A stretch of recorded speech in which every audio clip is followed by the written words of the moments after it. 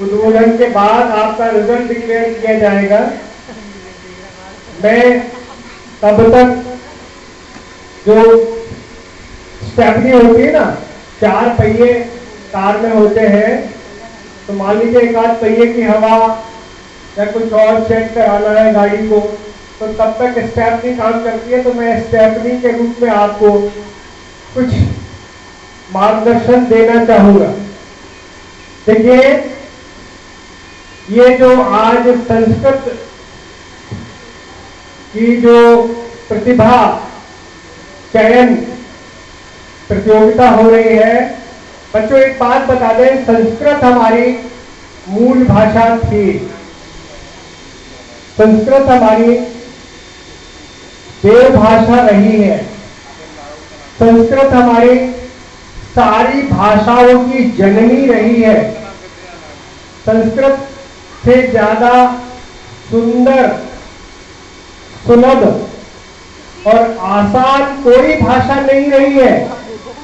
लेकिन जो बीच का जो कालखंड रहा है, जहां हमारे हिंदुस्तान पर दूसरे आताताइयों का अलग अलग कालखंड में जो अतिक्रमण हुआ, और कुछ यहाँ पर हमारी ही गलतियों से विदेशी आक्रांता यहाँ लंबे समय तक शासन करते रहे, वो उनके उस दौरान में जिस तरह से हमारी भाषा का, हमारी संस्कृति का और हमारे संस्कारों का जो हनन हुआ है, ये बहुत बड़ा हम लोगों के साथ दुर्भाग्य रहा है।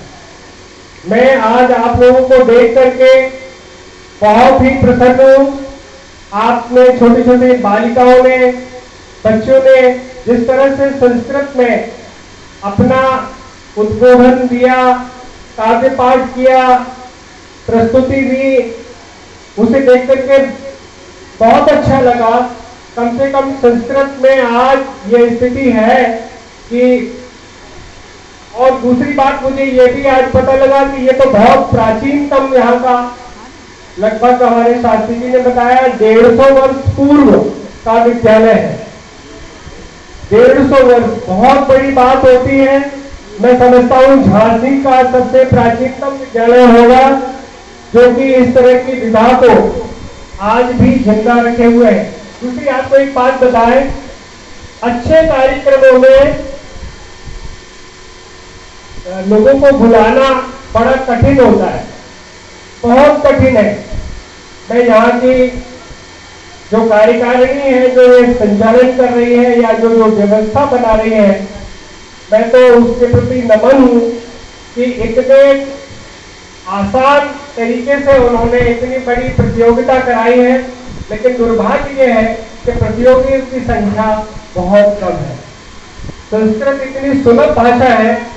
मैं तो इस मंच के माध्यम से यहाँ के जितने भी संपर्की हैं, मैं ये जो बच्चा सिंह है या आप भी जो सामने मेरे बैठे हैं, मैं एक आग्रह करूंगा इस संस्कृत को इतना अनिवार्य किया जाए।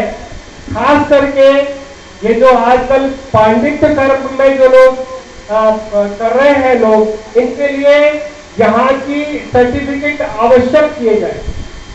ये मांग आपकी तरफ से या इस बात जाना चाहिए, क्योंकि मैंने देखा है, क्योंकि मैं भी थोड़ा बहुत इससे जुड़ा हूँ।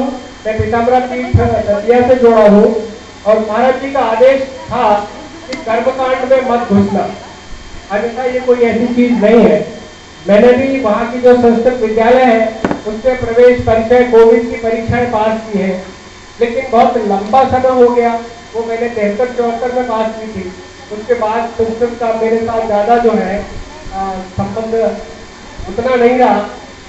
संस्कृत सीखना बहुत जरूरी है, क्योंकि आपको बताएं जितना भी पुराना साहित्य है, वैदिक साहित्य है, सनातनी साहित्य है, वो सारा साहित्य हमारा संस्कृत में है। आपको बच्चों एक बात और नहीं पता होगी कि हमारे यहाँ के विदेशी आक्रांताओं ने बड़े छद्म तरीके से यहाँ के साहित्य को चुरा ले गए, उठा ले गए। और उस साहित्य को पढ़ करके उसका मनन किया और उसके बाद उसमें जो लिखा था उस सब को अपनी खोज बना करके प्रस्तुत किया। मेरी बात आपको समझ में नहीं आई है? यहाँ आप देखेंगे कि साइंस में या विज्ञान में जितनी भी खोजें हुई हैं वो सब 1700 के बाद की है, लगभग 1700 के बाद की है।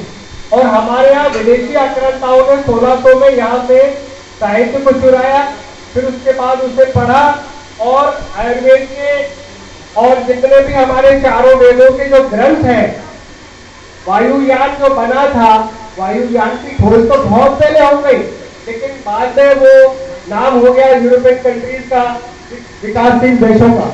तो मैं आपको एक बात बताऊं, जितनी भी खोज है वो हमारे ही साहित्य की चुराई हुई खोज है, जो कि बाहर से हमारे ऊपर थोपी गई।